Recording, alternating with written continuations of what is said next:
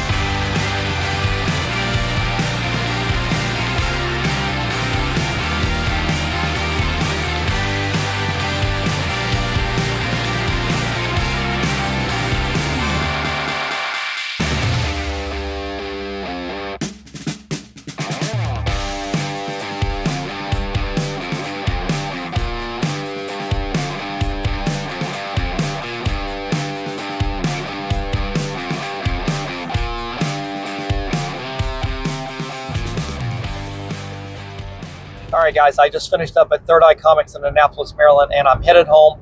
Had a great time going through all the new comic books that came out this week, as well as getting to talk with some of the other customers and the staff there. What a great shop. I will leave a link to their website so you guys can check them out. If you ever get a chance to go to Third Eye Comics in Annapolis, that is their main location, but they have other locations as well, so I encourage you guys to check them out. I'm going to go home right now, and I'm going to bag and board everything that I picked up today. I didn't have a lot, but I did pick up a few books. So when we get there, we'll bag and board them. We'll do a little show and tell. So stay tuned, and I'll be right back. Many unbearable hours later. All right, everybody, I just made it home, and I bagged and boarded all the new comics. Let's get right into this. So the first book I ended up picking up this week is in my pull box at Third Eye. I do continue having The Amazing Spider-Man in that box. I have been enjoying this 8 Deaths of Spider-Man run. It's not the greatest Spider-Man stuff ever, but after the last few years of the stuff that Zeb Wells was doing, I've kind of enjoyed this, although it's not my cup of tea when you get into some of these type of stories like this with Spider-Man. It's not my favorite thing. I really wish they get back to more down-to-earth villains. There's something about ground level heroes that are really cool. It makes them at least a little bit more believable. And when you start going into the fantasy with Spider-Man, it just takes all of the realism out of it. That thing that we always had in comics where you could see yourself in the hero's place, the more they get away from ground level with Spider-Man, the more I distance myself from the character. It's just I can't see myself in that world with him when it's like that. And I think once we get onto a new run with Joe Kelly, I think we'll get back to some of that. We'll see. It'll be interesting to see what they pick up with the new series once they start that. But I have been enjoying this. So next up was a new book called The New Champions. And I wasn't going to pick up anything other than maybe the number 1 of this. But as it turns out, I'd already pre-ordered the regular cover.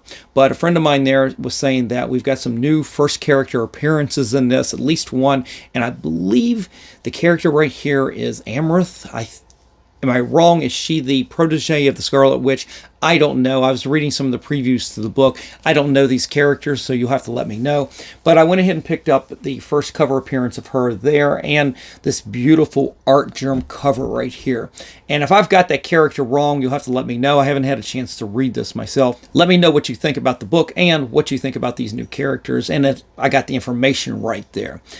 Next up was one of the hottest books out there, although I don't think the regular cover is one of the hottest. I think all these variants that have been coming out from Mark Spears on this Monsters book have just been blowing up every top 10 list there are out there. And I don't think the regular cover is a top 10, but this artwork on the cover is freaking fantastic. So I did enjoy that. So I'm going to read this and see if there's anything to the book, or is it just about the different variant covers? If it's like that, then it's going to be very much like Stray Dogs, except Stray Dogs was a very good series. It just had all those fantastic horror movie homage poster covers. And at a certain point, people, I think, stopped caring about the book. They cared more about the covers that they could get. I don't know if this is going to be like that at all, but we'll find out about that. Speaking of homage covers, I've got Wolverine, what is this, issue number 5. I'd already picked up the regular cover of this. It's already been a pre-order, but this is a homage to Captain America Annual number 8, that great Mike Zeck cover with Wolverine and Steve Rogers. Just absolutely beautiful cover. I've actually gotten to see the original artwork to that up close. The line work, the John Bainey inking is fantastic. Some of the greatest artwork I've ever seen up close. This right there doesn't really compare to that, but I'm a sucker for homages like this sometimes, so I went ahead and picked that up. I did pick up a couple facsimiles, and normally I have these already pre-ordered, but for some reason I failed to get my Fantastic Four number 1, the reprint facsimile to the very first Fantastic Four comic. I did pick up a couple of these. These books like this are ones that I do consider getting graded on occasion. Books like this, Spider-Man number 1, Amazing Fantasy 15, X-Men number 1, Tales of Suspense 39. Those facsimiles actually do pretty good as a graded 9.8. And being that it is just now on the newsstand, I was able to pick out 2 really good copies of that. I'm not going to be in any rush, though, to get these into CGC at this point. We may hold on to that and see if there's any value to that later on. This right here was brand new this week. It's Lucky Devils number 1. You've got Charles Soule and Ryan Brown doing the artwork. They are the dynamic team of 8 Billion Genies, and they are actually going to be coming to Third Eye here in February to do a signing. It's kind of a launch for this book, although it's going to be a couple weeks after this book comes out. But I plan on getting this signed, and I've been stockpiling a few copies of 8 Billion Genies as well to get signed. So I'm looking forward to that signing. Although it's going to be in February, I hope the weather holds, because I usually show up a couple hours in advance and waiting outside. I just hope it doesn't snow. I hope it's decent weather here in February. So we'll find out about that. But I look forward to getting these signed by Charles Soule and Ryan Brown. Also picked up was a new number 1. This is Cruel Kingdom from the new EC Comics line of the horror titles. And I don't know if I'm going to continue with this, but I have been enjoying some of those books. This right here is the same vein. I haven't read this yet, but I've thumbed through it, and the artwork looks really good. And these are very good anthology little stories and things. So I think I will enjoy this. I did pick up the alternate cover, or the variant cover to Magic number 1. This right here is the David Nakayama cover.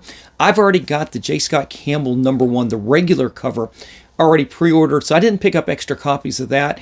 But I did pick up a copy of this that was a pretty cool David Nakayama cover. I don't know if I'll save this to get signed at any point, but I do enjoy his artwork.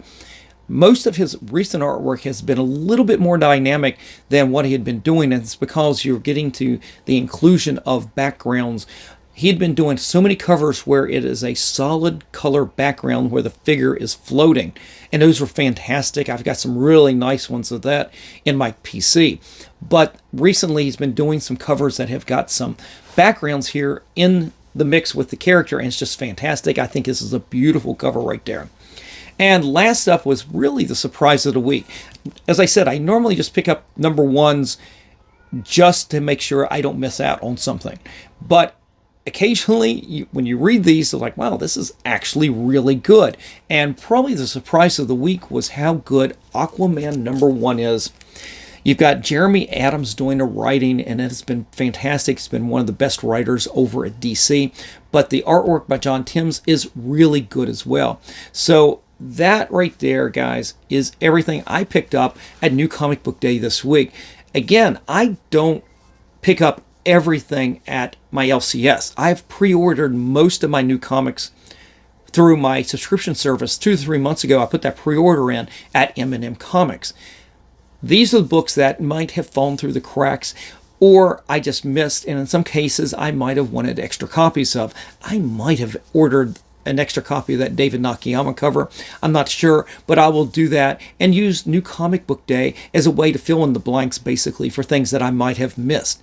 And this is what I ended up picking up this week. You guys will have to let me know what you picked up this week and what books were your favorites by leaving me a comment in the comment section below. And that's it for today, guys. If you enjoyed today's content, definitely hit that like, slap the subscribe, and click on that notification bell so you don't miss out on any of the episodes that I put out each and every week, Monday, Wednesdays, and Fridays at 3 p.m. All right, guys, I've had a great time going through these new books. I'm going to sit down and read these. Enjoy the rest of your day. I will see you for the next episode. And remember, every comic has a story.